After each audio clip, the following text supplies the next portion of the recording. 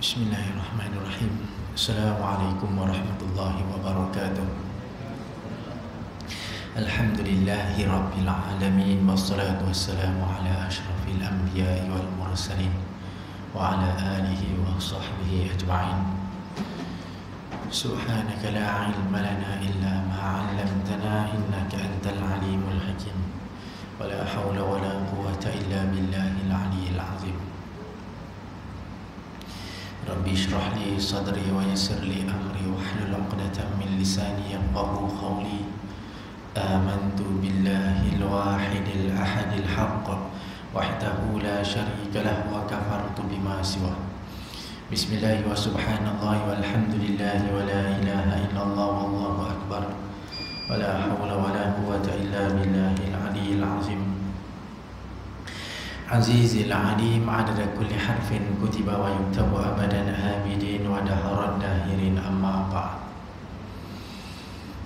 Yang dihormati Tuan Pengurusi Surau Al-Jauhar, Tuan-tuan Imam, Tuan-tuan Bilal, para ahli jawatan kuasa surau, Tuan Haji, Tuan-tuan Hajah, para ustaz hadirin dan hadirat rahmati Allah sekalian. Alhamdulillah, bersyukur kita kehadrat Allah Subhanahu wa taala dengan limpah dan kurnia dapat kita sama-sama menaikkan solat berjemaah. Jangan lupa untuk kita niat beriktikaf di rumah Allah yang mulia ini, dan seterusnya kita sama-sama mengutip mutara ilmu yang Allah Subhanahu wa taala perintahkan agar kita tuntut. Mudah-mudahan dengan ilmu yang kita tuntut ini dapat meluruskan perjalanan kita menuju kepada Allah Subhanahu wa taala. Dan seterusnya apabila kita dipindahkan ke alam barzah, nanti ilmu ini akan melindungi diri kita. Dan kemudian apabila kita dibangkitkan pada hari kiamat, ilmu ini akan berhujah di hadapan Allah Subhanahu wa taala. Lalu dia akan berikan syafaat ke atas orang-orang yang mengamalkannya, insya-Allah. Hadirin dan rahmati Allah sekalian, kita sambung kuliah kita dalam kitab Jauhar wa Munabbihatil Qulub. Kita telah sampai pada muka surat 12 hikayat. Hikayat yang pertama, hikayat yang kedua yang ke bawah. Didatangkan qala al-musannif wa nafa'ana bihi fi 'ulumihi fid dharain, amin. Hikayat didatangkan dengan seorang pada hari kiamat, maka mengambil ia akan suratan amalannya dengan tangan kanan, maka mendapat ia padanya akan pahala haji dan perang sabil dan sedekah yang tiada ia kerjakan dia pada dunia. Maka berkata ia, hai Tuhanku, ini bukan suratanku, tiada aku berbuat suatu daripada demikian itu. Maka firman Allah Subhanahu wa taala, ini surat engkau, dan engkau berkata, jika ada bagiku harta, aku hendak mengerjakan haji dan bersedekah dan perang sabil, dan aku ketahui akan yang akan benar niat engkau, dan aku ketahui akan benar niat engkau itu, maka aku berikan dikau pahala demikian itu sekaliannya. Maka ini menunjukkan atas bahawa niat hendak berbuat kebajikan itu dapat pahala, dan jikalau tiada dikerjakan dia sekalipun, maka sayugianya bagi kita hendaklah berniat hendak berbuat sekalian bagi kebajikan apabila kuasa atasnya. Okey, faham tak? Faham kan? Yang ini mudah.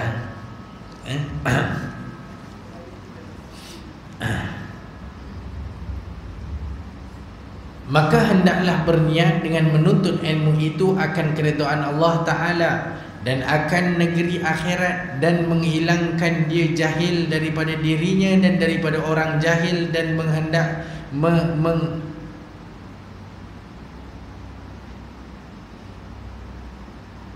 maka menghidupkan agama kerana bahawasanya kekal agama Islam itu dengan ilmu dan tiada sah zuhud dan takwa melainkan dengan ilmu, dan berniat syukur atas nikmat iman dan akal dan sihat badan, dan jangan berniat dengan menuntut ilmu itu akan berhadap manusia kepadanya dan mendatangkan dunia dan kemuliaan pada raja-raja dan lainnya daripada dunia, maka tiadalah dapat fadilat menuntut ilmu tersebut.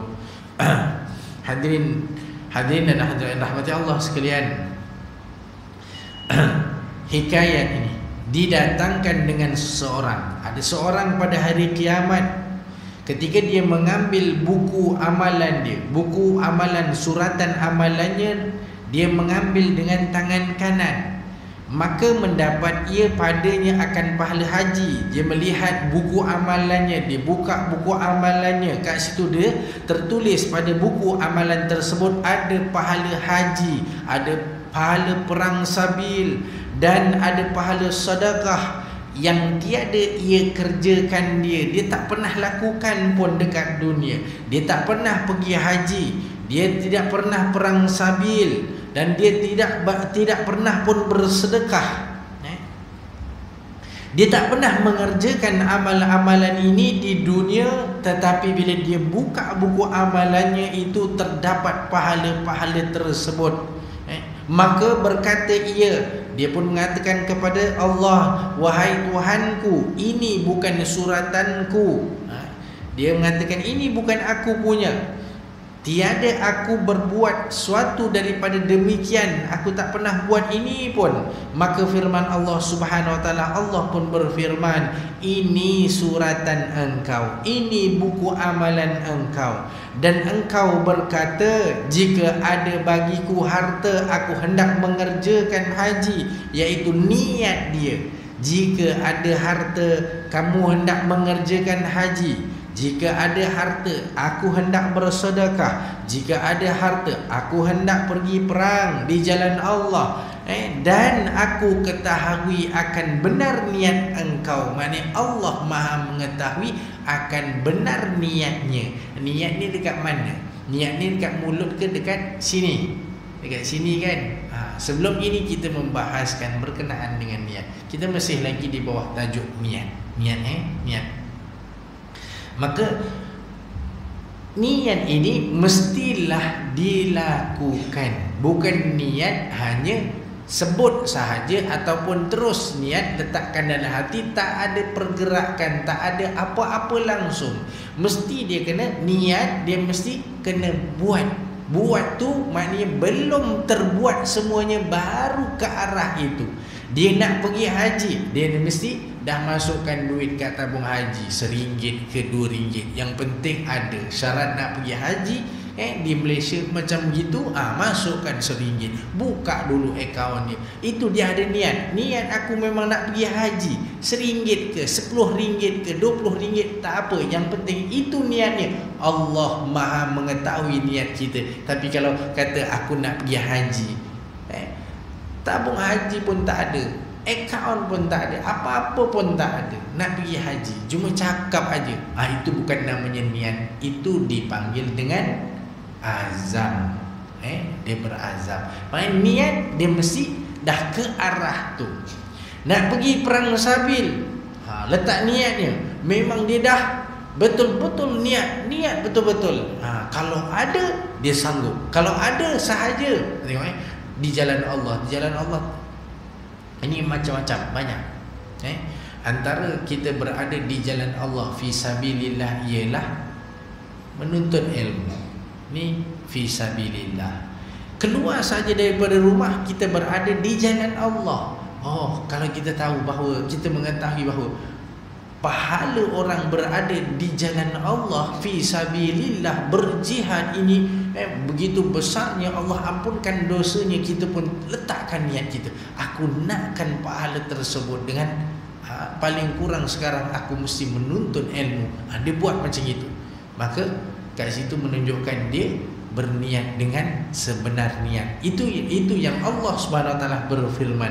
Allah mengatakan bahawa dan aku ketahui akan benar niatnya. Niat itu betul. Niatnya itu betul. Itu niat ni yang kita sembahyang tu, yang kita sebut dekat mulut, yang kat lidah tu usolli tu nawai tu kan. Itu semua adalah sebutan untuk mudahkan, tapi bukan niat. Niat itu mesti kat dalam, lintasan dekat dalam. Yang itu bukan niat, yang itu hanya cara nak memudahkan. Tapi jadi mudah tak? Kalau boleh mudahkanlah, yang mudahkan, biar mudah nak sebut. Imam Syafi'i dia mengajarkan untuk kita niat dengan melafazkan dulu supaya mudah. Dia menyebutkan usolli fardhu maghribi supaya mudah nanti bila dia bertakbir ihram, dia terus niat masukkan dalam hati, lintaskan dalam hati dengan perkataan dia usolli fardhu. Tapi kalau kita tak gunakan cara kaedah dia macam mana? Dia sebut usolli, yang masuk pun usolli. Yang kita lain, kita sebut usolli, yang masuk sengaja aku. Dia jadi lain-lain. Yang ni macam mana nak mudahkan? Kena mudahkan lah. Antara mudahkan, sebutlah bahasa Melayu. Dah masuk kat dalam ni, nak masukkan, nak niatkan dalam ni dengan bahasa Melayu, sebutnya bahasa Melayu lah. Tak ada dibuat orang lah Ustaz. Imam turun sufakum, dia pun sahaja aku, orang tengok ni semua kan, sahaja. Tak ada, orang semua usolli. Kita dengar semua usolli, tiba-tiba sengaja aku. Orang ni kan, dia memang gitu sebenarnya. Sebutan ini dekat lidah untuk mudahkan, bukan niat. Jadi untuk memudahkan, kalau kita masukkan niat kita lintaskan niat kita dengan sengaja aku sembahyang fardu maghrib. Sebutlah sengaja aku sembahyang fardu maghrib 3 rakaat dengan Allah, Allahu Akbar. Dia masuk senang. Jadi kalau berbeza dekat lidah, masukkan kat sini, nanti orang cakap apa? Mulut kata lain, hati kata lain. Kan lain-lain tu. Sama tak? Tak sama kan? Ni namanya mulut sebut, hati menterjemahkan. Terjemahkan dalam bahasa Melayu. Jadi nak mudah, dia mudah, nak mudahkan, nak lintaskan dalam hati, mudahnya. So, sengaja aku sembahyang, so masuknya. Itu niat. Dan begitu juga niat-niat yang lain.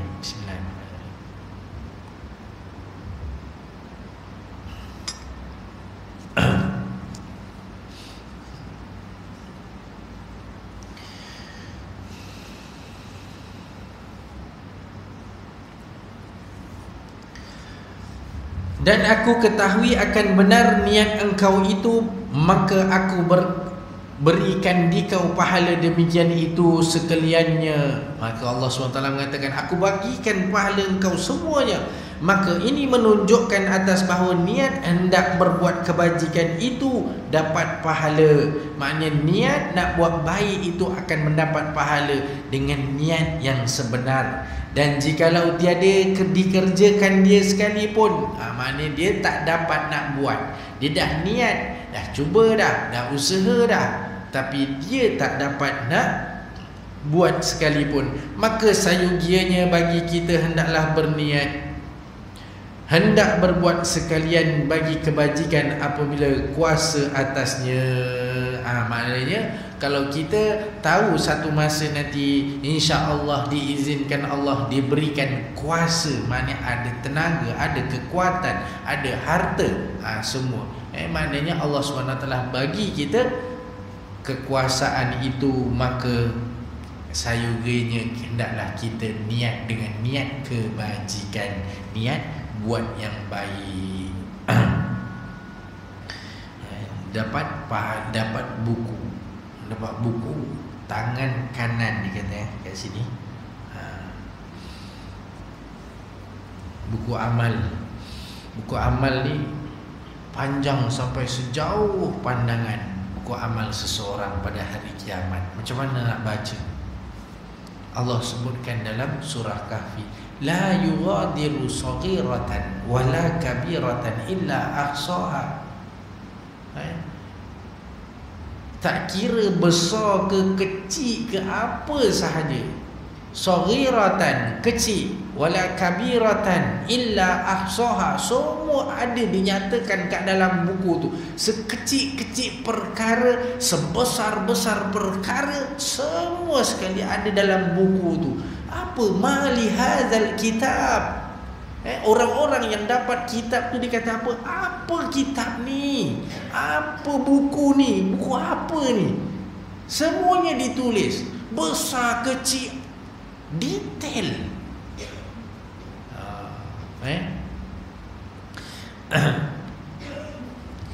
فَأَمَّا مَنْ أُوتِيَ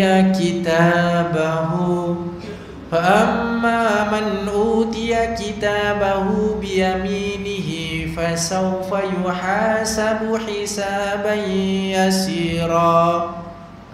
فَأَمَّا مَنْ أُوتِيَ, siapa-siapa yang diberikan kepadanya kitabahu, kitabnya, bukunya itu,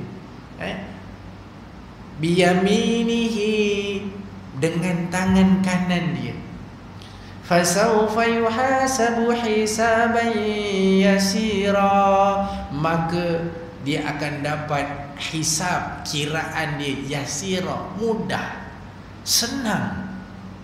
Dapat buku amal sahaja, belum kira lagi tanda-tanda kiraan itu mudah ialah bila dia mendapat dengan bukunya itu tangan kanan. Dia ambil dengan tangan kanan. Bila dapat dengan tangan kanan, maka dia hisab dengan hisab kiraan yang yasira, yang mudah. Allah mudahkan semuanya. Kalau baca dalam surah Yasin, Allah mudahkan, Allah Subhanahu Wa Taala mudahkan buku kiraan amal ni macam mana?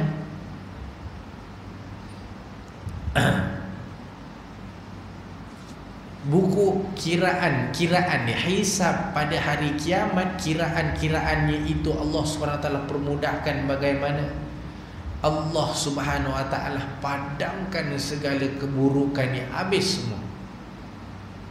Bukunya senang, maknanya hisaban yasira, terus habis, tak ada pertikaian, tak ada apa, Allah padamkan. Ada juga yang dia buat, kelakuan-kelakuan manusia ni salah. Banyak perbuatan-perbuatan manusia salah dekat dunia, tetapi bila Allah Subhanahu Wa Taala permudahkan dia pada hari kiamat dengan dapat buku amalan tangan kanan, menggunakan tangan kanan, maka kiraan dia itu mudah. Yang dimaksudkan dengan mudah, yang buruk, yang jahat, yang keji, dosa-dosanya itu Allah SWT padamkan, habis, tak ada apa.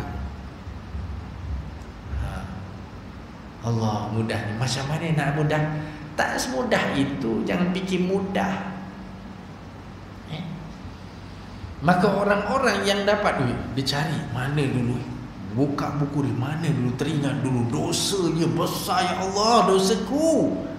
Cari, tengok tarikh berapa bulan, semua cari, tak ada. Allah SWT padamkan, habis. Terus delete, habis. Nampak? Bila Allah mudahkan, dapat buku amal tangan kanan. Lepas tu selalu doa, jangan lupa doa. Lebih-lebih lagi waktu ambil wudu, yang lain tak bersangkut kadang-kadang. Buat kerja apa tak perasan.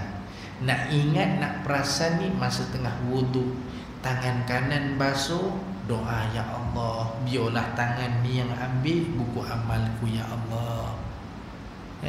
Niat betul-betul, ya Allah, setiap kali basuh tangan kanan, ya Allah, biar tangan ni yang ambil buku amalku, ya Allah. Bila basuh tangan kiri, ya Allah, jangan tangan ini yang ambil buku amalku, ya Allah. Dapat buku tangan kanan, Allah kata apa? Wa yanqalibu ila ahlihi masrura. Nanti dia akan patah balik, dapat buku amal dia, dia tengok, Masya Allah, buku amal dia semuanya baik, mudah kiraan dia. wa yanqalibu ila ahlihi masrura, dia balik jumpa ahli keluarganya. Ni ahli keluarga beriman, semuanya ahli keluarga beriman. Pak tu anak beranak ni semua sekali, anak-anak kita, ahli keluarga kita, ajak semua kepada kebaikan. Sebab Allah nak cerita kat sini, orang dapat buku tangan kanan, dia mesti akan jumpa ahli keluarga dia yang baik-baik semua.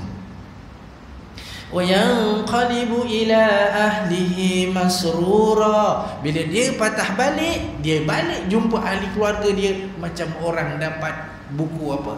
Buku keputusan periksa. Balik rumah tunjuk, dapat A semua. Dia mesti menunjukkan kepada ahli keluarganya. Maknanya bukan dia seorang-seorang. Allah cerita orang baik, orang-orang yang dimasukkan dalam syurga dengan ahli keluarga. Dia tunjukkan, saya berjaya juga. Amma man utiya kitabahu wara'a zahri. Siapa pula ni? Siapa orang yang dapat buku amalan dengan wara'a zahri? Wara' belakang, zahr dada. Belakang dada macam mana dia ambil buku? Setengah ulama mengatakan wara' az-zahri, tangan kiri dia yang mengambil buku itu dengan dimerobek dada dia, buka belah dada dia, dia keluarkan tangan di kot belakang ni. Kemudian dia mengambil buku tu. Allah, nak ambil pun dah siksa, dapat buku amal pun siksa, siksa dan terus siksa. Apa sambungannya? Yang qalibu wa amma man utiya kitabahu wara'a dhahri wa sawfa yad'u suburan wa la wa sawfa yad'u suburan wa yasla sa'ira. Dia akan dimasukkan ke dalam neraka sa'ir. Neraka sa'ir ni orang-orang yang amalan dia, orang-orang yang kufur, banyak buat keburukan-keburukan, melanggar perintah Allah Subhanahu wa taala. Ya Allah, jauhkanlah. Lepas tu banyak-banyak baca doa. Waktu ketika kita wuduk, tangan kiri kita yang katakan, kita mesti kena katakan, janganlah ya Allah tangan ini yang ambil, janganlah ya Allah tangan ini yang mengambil buku amalku ya Allah. Biar tangan ini, waktu sapu sebut, yang ni sebut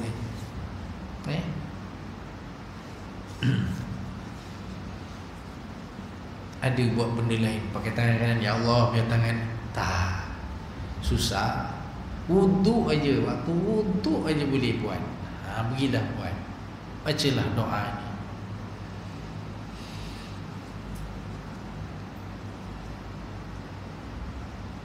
Sama basuh muka pun sama. Semua orang basuh muka.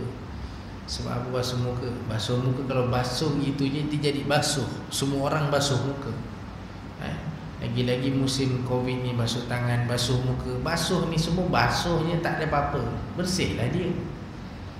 Tapi bila dia letak dengan niat sekali, dia letak dengan doa sekali, dia dapat. Basuh muka, ya Allah ya Tuhan, putihkanlah muka aku ni. Tak pula dah tua-tua pun nak putih buat apa. Bukan nak tu, kita naknya bila? Putihkan wajahku ketika mana kau memutihkan wajah-wajah orang beriman. Minta supaya diputihkan ni masa bila? Masa pada hari Allah putihkan wajah orang beriman, hari kiamat. Ni basuh muka ni, ya Allah, niat minta putihkan wajah.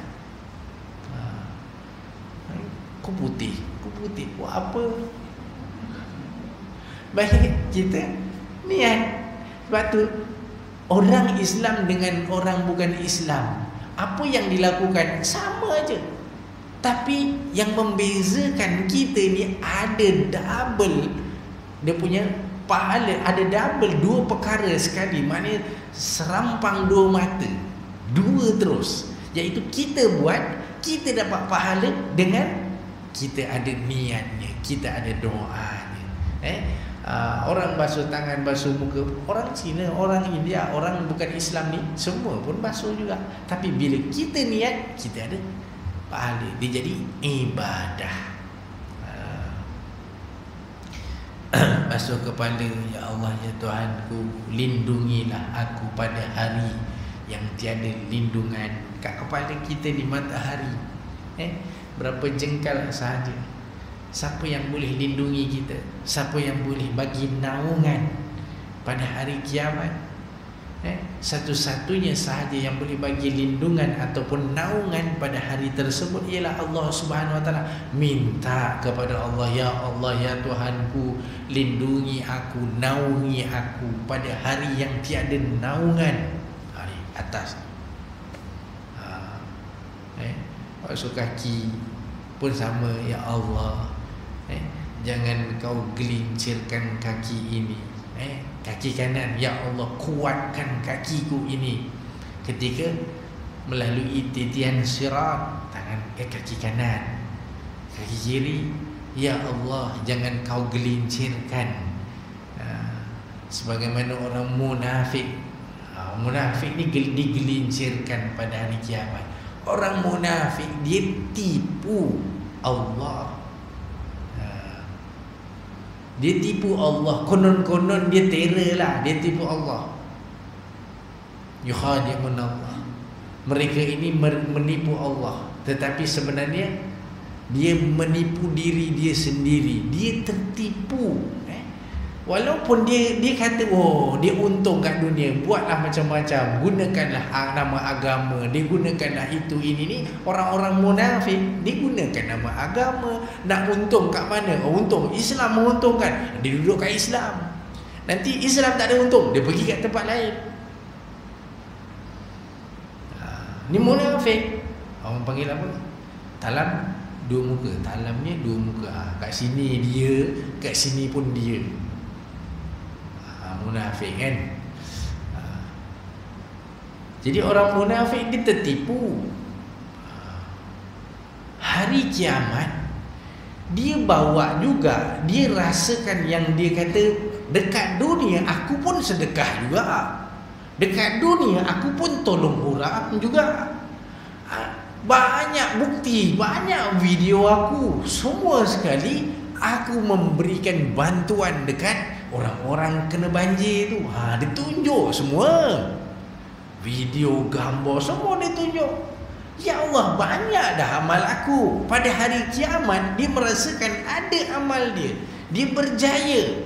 Tetapi pada ketika dia melalui titian sirat, tergelincir kaki dia, lalu pada kanan kiri titian sirat itu terdapat cangkuk-cangkuk daripada api neraka, dan terus mencangkuk kakinya yang tergelincir itu, terus ditarik. Innal munafiqin fid darkil asfal.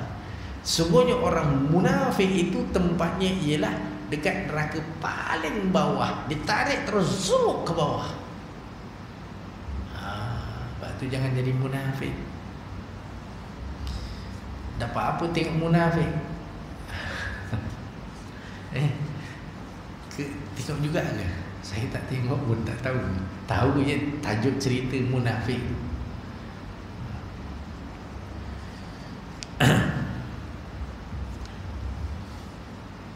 Kena tarik terus sampai bawah. Time itulah dia pun cakap tipah tertipu. Sebab kat dunia dia rasa dia betul, kat dunia dia rasa dia banyak amal, kat dunia dia bantu orang sana sini. Bila ke hari akhirat dia nak kelintung Allah, sebenarnya dia menipu diri dia sendiri. Maka hendaklah berniat dengan menuntut ilmu itu akan keredaan Allah Subhanahu wa taala dan akan negeri akhirat. Menuntut ilmu ni, kata pengarang kitab, hendaklah niat dengan menuntut ilmu, minta untuk dapat keredaan Allah. Kita belajar, kita cari ilmu. Sebab apa? Sebab Allah yang suruh. Apa saja ilmu yang kita cari sana sini ni, cari. Maknanya tuntut ni mencari ilmu, menuntut ilmu. Menuntut ilmu ni untuk apa? Untuk keredaan Allah, untuk hari akhirat. Lepas ilmu ni kita dapat ni, ilmu yang benar-benar berguna ialah ilmu yang pimpin kita sampai hari kiamat. Ilmu, banyak ilmu kat dunia ni, ilmu banyak ilmu. Kita belajar ni banyak ilmu yang pimpin sampai kat mana? Ada border dia. Dia pimpin kita sampai mana? Sampai border dia lah, iaitu sampai liang lahat. Sampai situ je. Lepas tu habis dah, tak guna. Tapi ada ilmu yang terus masuk dekat liang lahat, terus duduk ke alam barzah, terus digunakan sampai hari kiamat. Ilmu tu terus, ilmu itulah yang pimpin dia sampai menemui Allah Subhanahu Wa Taala. Mana satu kita nak? Sebab tu ada, walaupun kita tuntut apa-apa ilmu, ada satu ilmu yang namanya ilmu fardu ain. Kecil-kecil memang dah kena belajar dah. Yang ini macam mana pun dia mesti kena belajar, sebab fardu, wajib, setiap orang mesti belajar. Yang lain tu nak tambah-tambah-tambahlah. Tapi ada ilmu yang wajib, tapi malangnya ramai manusia yang wajib ni pun dia tak nak. Dia biar je. Yang dia nak ilmu dunia. Sebab ramai orang, kita ni ramai, saya kat sekolah saya tahulah, banyak mak bapak kalau nak hantar anak dia, dia tengok keputusan sekolah ni keluarkan pelajar, keputusannya macam mana. Dia tengok, wah tak pandai, tak nak. Aku nak anak aku pandai. Betul tak? Sekarang ni memanglah cakap tak. Dulu anak masih kecil lagi, nak bubuh kat mana anak ni? Dulu pernah fikir tak? Nak bubuh sekolah mana ni anak ni? Sekolah banyak, ada sekolah sini, sekolah ni, sini, semua banyak. Ni sekolah kebangsaan apa, sekolah besar. Pilih nak sekolah yang memang kat situ budak-budaknya pandai. Semua orang nak macam tu kan, betul tak? Nak anaknya pandai. Tapi pandai dunia, sekadar dunia, memang bernilai ilmu tu, tetapi nilaiannya sampai dekat situ saja, rugi. Jadi dapatkan ilmu yang terus pimpin kita, bawa kita sampai ke syurga Allah. Kalau dia pun bekerja untuk dunia ini, kita dah bahas bulan lepas. Ada orang yang dia beramal dengan amal dunia, tapi sebenarnya akhirat, kerana niat dia untuk ibadah kerana Allah. Ada orang yang beramal dengan amal akhirat, dia buat kerja-kerja dia pasal akhirat semua, pakaian dia akhirat, cakap dia akhirat, tetapi dia ni menjadi amal yang yang buruk. Kerana apa? Kerana buruk niat dia. Waktu niat kena betulkan. Tak apa kalau apa ilmu sekalipun, kita jadikan dia sebagai keredaan Allah Subhanahu Wa Taala, untuk keredaan Allah, dan menghilangkan jahil daripada dirinya dan daripada orang yang jahil. Dia mesti kena hilangkan kejahilan, kebodohan pada diri dia dan kebodohan daripada orang lain, dan menghidupkan agama kerana bahawasanya yang ni yang penting pasal agama. Kita kena jaga agama, bahawasanya kekal agama Islam itu dengan ilmu Islam ini paksi dia, tunjang dia mesti dengan ilmu. Dan tiada sah zuhud dan takwa melainkan dengan ilmu. Orang-orang yang kerja zuhud, dia bertakwa tapi tak ada ilmu, maka tak sah. Zuhud ni benda zuhud. Pernah dengar zuhud tak? Pernah dengar zuhud? Ini kena zuhud yang selalu. Ini orang ni tunduk ya, hari-hari kalau jalan pun tunduk aje. Orang ni zuhud ni. Betul ke? Orang ni Allah baju dia koyak-koyak, tampan-tampan, miskinnya, zuhud orang ni. Zuhud macam itu. Zuhud ni sebenarnya apa? Pernah dengar tak nama zuhud ni?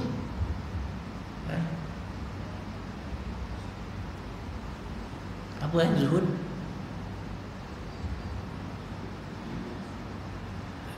Zuhud ni sebenarnya dia, maksud zuhud ni,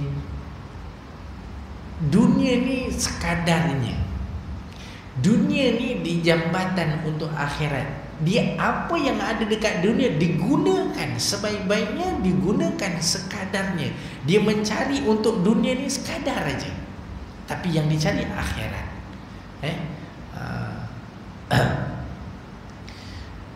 Zuhud ni bukannya orang kata dia ini kena zuhud. Orang-orang yang betul-betul dia beriman, bertakwa kepada Allah, dia kena tolak dunia ni, mesti kena zuhud. Pakaiannya jangan beli pakaian baru, selagi boleh pakai. Bajunya walaupun koyak, tampal lagi. Semuanya kena buat gitu. Kalau dia memang miskin, bolehlah gitu. Ada sahabat tanya kepada Nabi SAW, dia kata, bagaimana kalau pakaiannya cantik,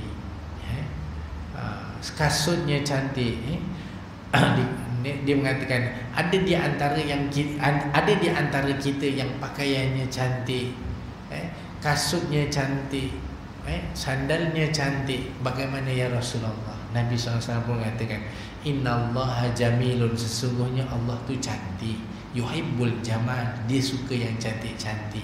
Nah, maknanya kita ada rezeki yang Allah berikan kepada kita, kita pakai cantik untuk keredaan Allah. Gunakan dengan sebaik-baiknya untuk keredaan Allah Subhanahu Wa Taala. Itu namanya zuhud.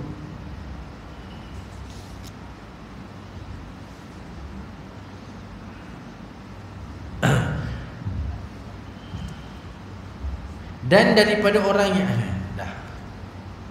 dan tiada sah zuhud dan takwa melainkan dengan ilmu dan berniat syukur atas nikmat iman dan akal dan sihat badan, dan jangan berniat dengan menuntut ilmu itu akan berhadap manusia. Maknanya kalaulah kita, Allah Subhanahu Wa Taala berikan nikmat dan rezeki kepada kita, semua kita gunakan kerana Allah. Niatnya itu dapat keredaan Allah Subhanahu Wa Taala. Untuk mendapat keredaan Allah Subhanahu Wa Taala, untuk mendapat redha Allah ini ialah dengan kita menuntut ilmu. Macam mana kita ni nak dapat sesuatu dekat dunia pun, apa-apa yang kita nak, mesti kena belajar. Begitulah Allah Subhanahu Wa Taala. Untuk kita mendapatkan keredaan Allah, kita nak sampai dikatakan hamba Allah yang Allah redha. Redha ni penting. Sebab apa?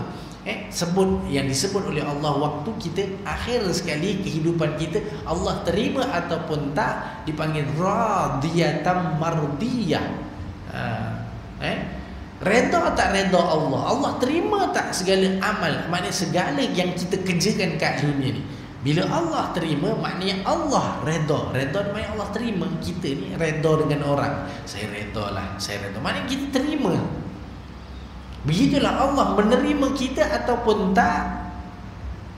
Macam mana nak dapatkan penerimaan Allah? Kita ni ada anak, kita ada contoh, ada anak. Kita hari ni, anak kita hari ni rajin dia masakkan untuk kita, masakkan. Kita pun wah suka, seronok. Sekali dia masakkan, kita ni makannya, contohnya lah ikan, mesti ada ikan-ikan yang kita nak ikannya, ikan bawal, ikan merah. Sekali dia masakkan ikan yang kita tak nak. Masak tu betul, masak tu memang kita suka. Sekali dah siap masak, dia hidangkan kepada kita, kita nak makan tak? Ni memang alergi, tak boleh makan. Contoh ada orang alergi ikan tongkol, tak boleh. Dah tahu, kalau dia tahu tu lain, dia tak tahu. Dia tak tahu, dia masakkan sedap-sedap, dah tengok dah dia punya resepi dekat YouTube semua sekali, yang paling sedap dia buat. Sekali dah siap dihidangkan dekat mak dia nak makan, tak boleh nak makan. Akhirnya macam mana? Yang tukang masak akan kecewa. Dia dah masak, si anak ni akan kecewa. Masak susah ni, belajar ikut resepi ni, pagi petang siang malam Google. Sekali siap tak nak makan. Sebab apa? Sebab dia tak tahu mak dia. Tak tahu ni maknanya apa? Tak mengetahui. Bahasa Arab mengetahui apa? Alima, ilmu. Orang ada ilmu, orang mengetahui. Sebab dia tak nak mengetahui, dia tak tahu mak dia tak suka ikan tongkol. Dia masak ikan tongkol, mak dia tak nak makan. Akhirnya apa berlaku? Dia kecewa. Begitulah orang manusia ni, bila dia tak tahu. Jangan cakap saya tak tahu, lepas tu habis itu je tak ada apa-apa. Tak, pasti mengecewakan. Begitulah orang yang susah-susah dia masak, sanggup dia beli macam-macam untuk mak dia, tapi mak dia tak nak. Kecewa lah ni. Begitulah kita. Kita tak nak. Salahnya siapa? Salah kita. Kenapa tak nak ambil tahu? Kau dah tahu mak kau ni macam gini, mak kau ni macam gini. Nak salahkan mak kau? Mak ni cerewet lah. Boleh salahkan? Cerewet tak cerewet, tetap mak tak nak makan lah. Betul tak? Begitulah Allah Subhanahu Wa Taala. Allah, kita pun nak cakap Allah ni cerewet lah. Tetap tak ada rugi apa pun kalau kamu katakan Allah cerewet, Allah ni menyusahkan apa. Allah tak rugi apa-apa. Setiap perbuatan amal baik kamu untuk diri kamu sebenarnya. Kita pun bila kita mengetahui tadi ilmu, dapatkan ilmu, kita belajar, oh macam gini cara untuk mendapatkan keredaan Allah.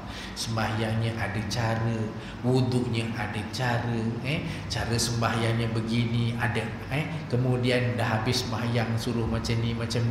Kenapa kita buat? Untuk dapat keredaan Allah. Sebab semua cara-cara ini adalah daripada siapa? Daripada Allah Subhanahu Wa Taala.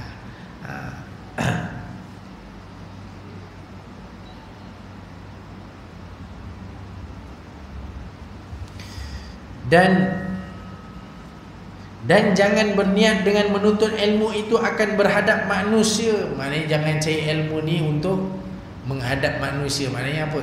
Untuk tunjuk kat orang, aku ni pandai.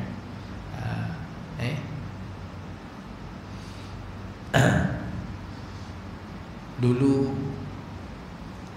kan duduk sama-sama dengan kawan. Sekarang ni tak duduk sama dah dengan kawan. Kenapa?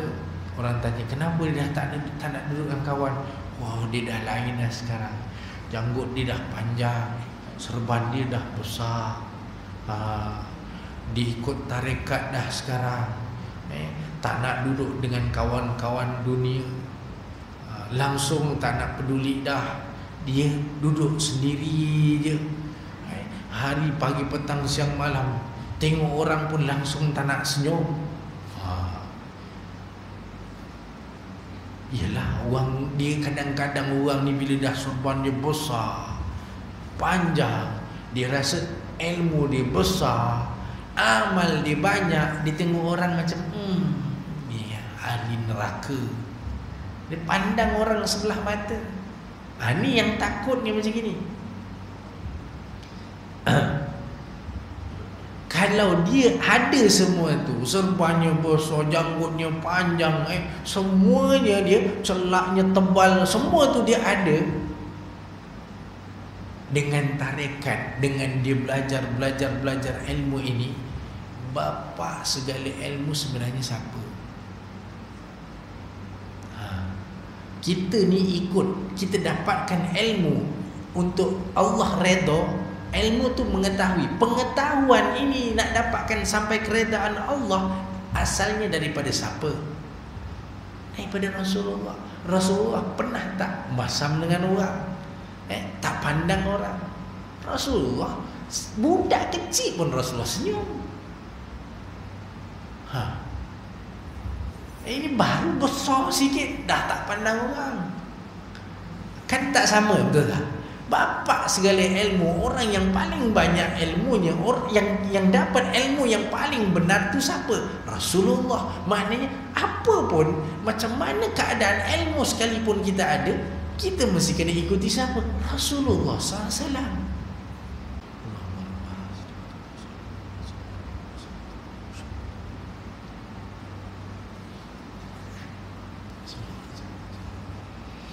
Hadirin dan hadirat rahmati Allah sekalian, sambung lagi sebaris ini.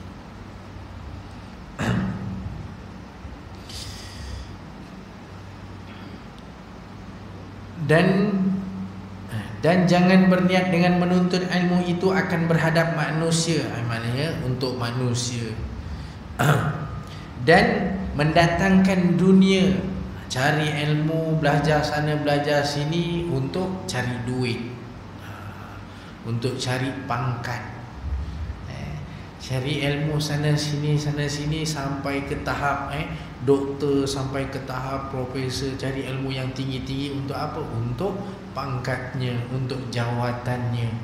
Ini semua sekali akan dicela balik oleh ilmu. Dan kemuliaan pada raja-raja dan lainnya daripada dunia. Maknanya dia cari ilmu untuk kemuliaan pada raja-raja. Nanti ada rezeki kita akan bahaskan berkenaan dengan orang-orang yang dipanggil ulama su.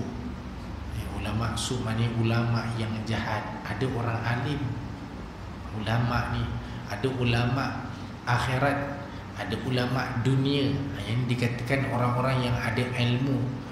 Ilmu ni bila orang yang punya ilmu dipanggil dengan ulama. Lepas tu Nabi SAW sebut al-ulama warasatul anbiya. Para ulama ini, para orang-orang yang ada ilmu ini adalah pewaris Nabi. Bila dia, kalau nama pewaris, benda yang sama, betul tak? Pewaris benda yang sama.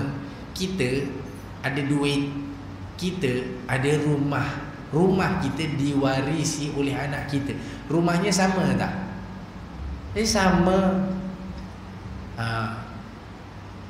Saya ada harta saya tinggalkan untuk waris-waris saya. Duitnya sama tak? Duit kita kan, turun ke anak kita, ya sama duitnya, duit yang sama, duit kita punya. Rumah yang sama. Saya ada apa? Saya ada kereta Mercedes. Ada Mercedes. Saya wariskan untuk anak saya. Dapatnya kereta BMW. Sama tak? Itu bukan warisan. Warisan mesti kena sama. Yang itulah kepada anaknya. Yang tu juga tak berubah. Itu namanya warisan. Ulama pewaris Nabi. Macam mana pewarisnya? Ilmu tu mesti kena sama dengan Rasulullah. Walaupun bila masanya zaman bertukar zaman sekalipun, sampai kepada waktu apa sekalipun, tahun bila sekalipun, kalau namanya dipanggil dengan ulama, mesti ilmunya tu sama, yang sama dengan Rasulullah. Tak boleh yang lain, tak boleh berubah. Ada zaman sekarang orang belajar ilmu apa? Ilmu, saya tanya, belajar ilmu apa ni? Ilmu kebal.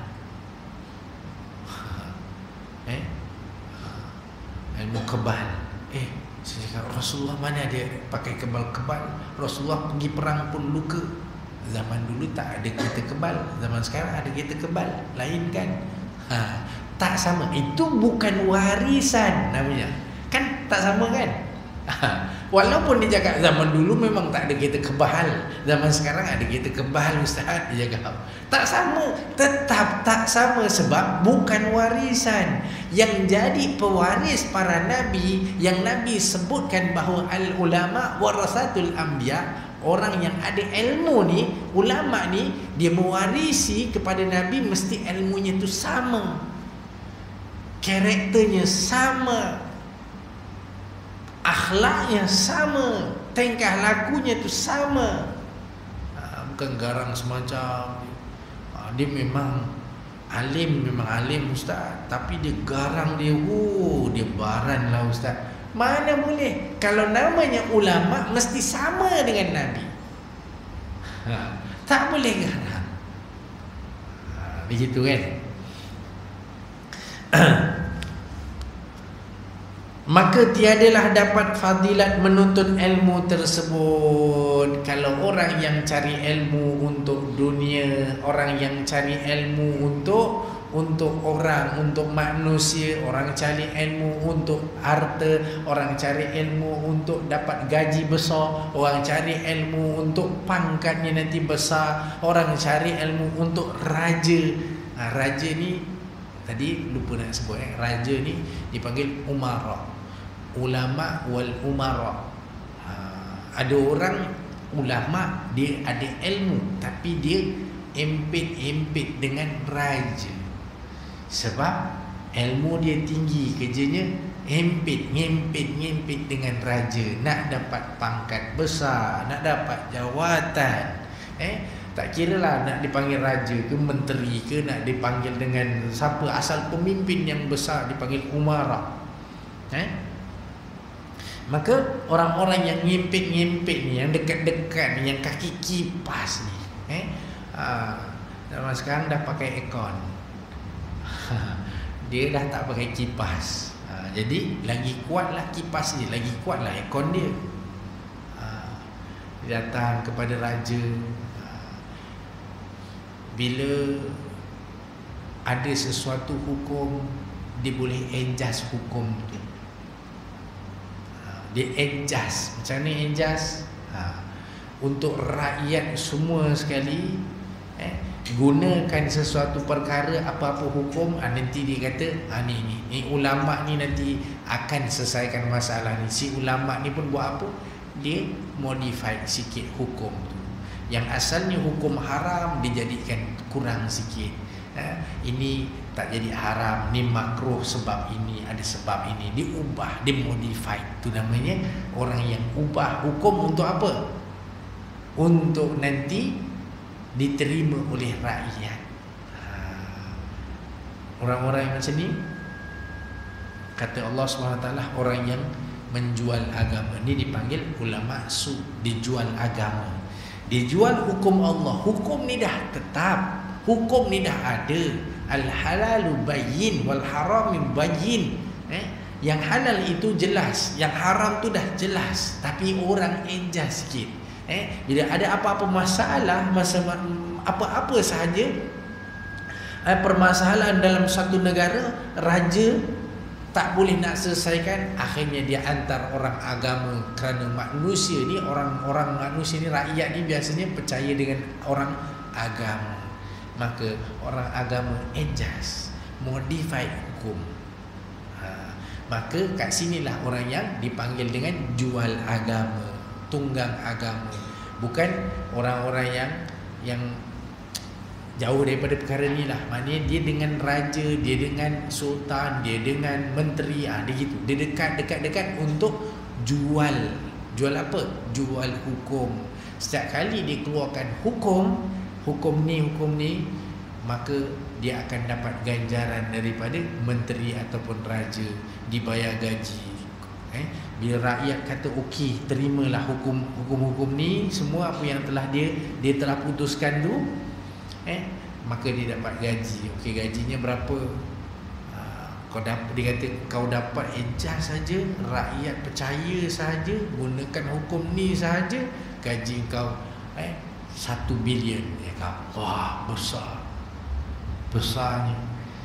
Bagi manusia besar, bagi Allah dia jual agama dengan murah, dia jual hukum Allah murah. Sebab Allah punya segala-galanya, dia jual hukum Allah dengan murah. Ini yang dipanggil menjual agama. Okey, sampai sini saja. InsyaAllah kita sambung. Dan hendaklah bagi orang yang menuntut ilmu itu itu memelihara segala adabnya. InsyaAllah kita cerita bab adab belajar, beradab cari ilmu nanti pada pertemuan yang akan datang. Wallahu a'lam bissawab. Aqulu qawli hadza wa astaghfirullah li wa lakum. A'udzu billahi minasyaitonir rajim. Bismillahirrahmanirrahim. Alhamdulillahirabbil alamin wassalatu wassalamu ala asyrafil anbiya'i wal mursalin wa ala alihi wa sahbihi ajma'in. Allahumma inna 'abidun banu 'abidik banu ima'ik nawasina biyadik madin fina hukmuk adlun fina qada'uk nas'aluka Allahumma bi kulli ismin walak sammaita bihi nafsak aw anzaltahu fi kitabik aw 'allamtahu ahadan min khalqik aw ista'tharta bihi fi 'ilmil ghaibi indak an taj'al al-Qur'an al-'azim rabi'a qulubina wa an taj'al haditsun nabi sallallahu alaihi wasallam rabi'a qulubina wa nura sudurina wa jalaa ahzanina wa zahaba humumina wa humumina sallallahu alaihi wasallam Muhammad wa ala alihi wa sahbihi wasallam. Alhamdulillahi rabbil alamin. Subhanakallahumma wa bihamdika asyhadu an la ilaha illa anta astaghfiruka wa atubu ilaik. Bismillahirrahmanirrahim. Wal 'asri innal insana lafi khusr illa alladzina amanu wa 'amilus shalihat wa tawassaw bil haqqi wa tawassaw bis sabr. Assalamualaikum warahmatullahi wabarakatuh.